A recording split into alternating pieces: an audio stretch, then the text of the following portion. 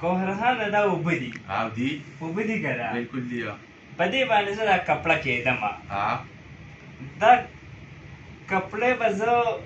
دې نه به زه ګوتې نوړم او دا اوبه به زه څښم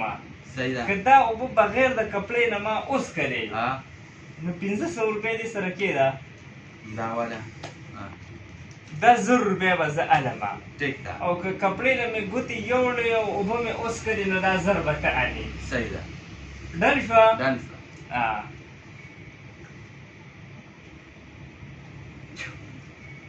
ومې څکلې څنګه دې اوس کړي چکې که که نه که نه مې اوس کړې زه مې وه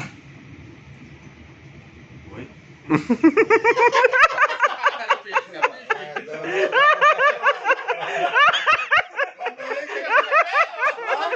कपड़ा बताओ आगे से